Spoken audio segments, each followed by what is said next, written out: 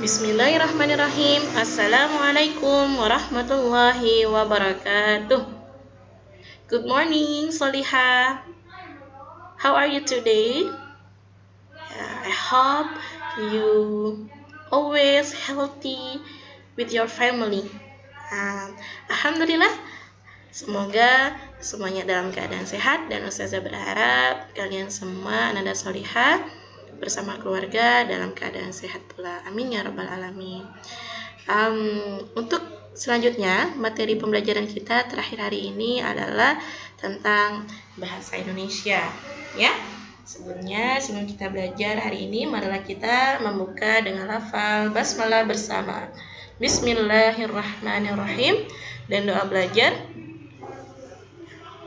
Rabbi shrahli sadari wa yassirli amri wahlul 'uqdatam min lisani yafqahu qawli. Rabbi zidni ilma warzuqni fahma waj'alni minas shalihin. Amin. Nah, bagi yang masih belum semangat, ayo, mana semangatnya? Yang baru bangun tidur, udah jam 10:30, astagfirullahalazim. Ya, Ustazah yakin, tapi tidak ya, anak-anak solihah semuanya. Tadi sudah bangun pagi, sudah sholat subuh, sudah sarapan, dan sudah sholat duha. Ya, oke. Kita lanjut materi terakhir dari subtema 1, yaitu bahasa Indonesia ya. Masih ada tentang gagasan pokok. Ya, gagasan pokok kan? Kemarin kita belajar. Nah, kita perkuat lagi ulasan tentang gagasan pokok ya. Topik utama yang dibahas pada suatu teks. Nah, itulah gagasan pokok. Ceritanya tentang apa? Nah, bacaannya tentang apa? Nah, dalam suatu bacaan, dalam suatu paragraf itu, ya. Ya, paragraf itu terdiri dari beberapa kalimat, ya kan? Nah, dalam suatu bacaan, biasanya dalam suatu cerita ada beberapa paragraf, ya. Nah, kita lihat per paragraf satu-satu. Nah, di sini ada cerita suku Palembang, tentang suku Palembang. Yang mana gagasan pokok? Nah, gagasan pokok adalah tentang materi yang dibahas pada bacaan tersebut. Nah, yaitu gagasan pokoknya adalah suku Palembang menggunakan bahasa asli Palembang. Nah, itu ya, tentang suku Palembang ya, berkaitan dengan suku Palembang. Suku Palembang menggunakan bahasa asli Palembang. Nah, bahasa Palembang mempunyai 2 tingkatan, yaitu Baso Palembang Alus dan Baso Palembang Sari-Sari. Baso Palembang Alus digunakan saat melakukan percakapan dengan pemuka masyarakat atau orang yang dihormati.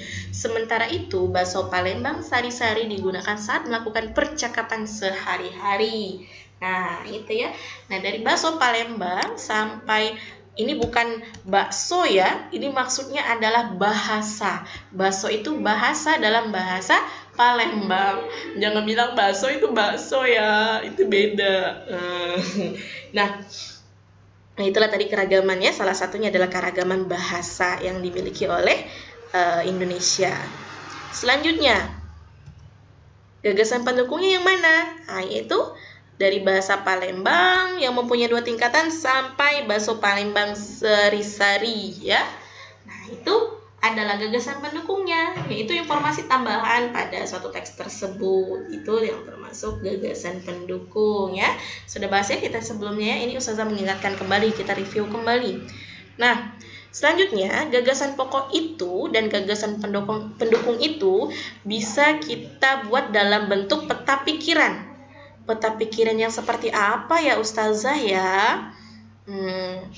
Nah, peta pikiran merupakan cara menuangkan informasi yang diperoleh ke dalam bentuk diagram. Oh, di dalam bentuk diagram. Nah, peta pikiran memudahkan kita untuk mengingat isi dan informasi penting suatu teks. Nah, kita lihat bentuk diagram seperti apa nantinya. Di sini ada bacaan lagi tentang Reog Ponorogo. Nah, Reog Ponorogo merupakan kebudayaan yang berasal dari Jawa Timur. Pertunjukan reog ditampilkan dalam bentuk topeng berbentuk kepala singa. Nah, yang dikenal sebagai singa barong. Reog Ponorogo menceritakan tentang Raja Ponorogo yang berniat melamar Putri Kediri. Jadi tentang cerita kerajaan di Jawa Timur ya. Salah satunya adalah kebudayaan Reog Ponorogo. Nah, dari bacaan tersebut apa gagasan pokoknya? Iya, Reok Ponorogo berasal dari Jawa Timur. Kemudian gagasan pendukungnya apa saja? Informasi tambahannya, Singa Barong dan cerita Reok Ponorogo itu tentang apa? Itu ya. Paham ya sampai di sini? Antara gagasan pokok itu yang utama, dan pendukung tambahannya. Informasi tambahannya. Itu ya perbedaan gagasan pokok dan gagasan pendukung. Sudah dapat ya? Nah, selanjutnya menentukan gagasan pokok dan gagasan pendukung dengan membaca dalam hati. Nah, perlu ya kita membaca dalam hati. Kenapa? Gagasan pokok dan gagasan pendukung dapat ditemukan dengan cara membaca dalam hati. Membaca dalam hati berarti membaca tanpa mengeluarkan suara. Siapa yang suka membaca? Nah, kita kan sudah ada pojok literasi di kelas ya. Masya Allah, kemarin alhamdulillah antusias Ananda Solihah semuanya semangat untuk membaca buku di pojok literasi. Nah, Ustazah mau promo bagi Ananda Solihah yang punya buku yang bermanfaat, buku bacaan yang bermanfaat di rumah, nanti saat kita kembali ke sekolah boleh dibawa ke sekolah ya sebagai bahan bacaan. Nah, ingat itu merupakan amal jariah ya. Iya, amal jariah bagi yang membaca buku yang kita letakkan di situ, berarti orang yang membacanya menambah ilmu, mendapat ilmu dari buku yang kita sumbangkan ya, buku yang kita taruh di rak pojok literasi itu. Berarti kita dapat pahala, dapat amal jariah. Dan jangan lupa yang ngasih bukunya juga berharap sudah selesai membaca bukunya ya. Itu. Oke, Solihah, semangat ya menentukan gagasan pokok dan gagasan pendukung melalui peta pikiran tadi. Nah, kita lihat seperti apa peta pikirannya. Langsung ke challenge-nya ya, nanti ya Ustazah tampilkan di challenge-nya. Oke. Nah, challenge-nya yang berikutnya ya.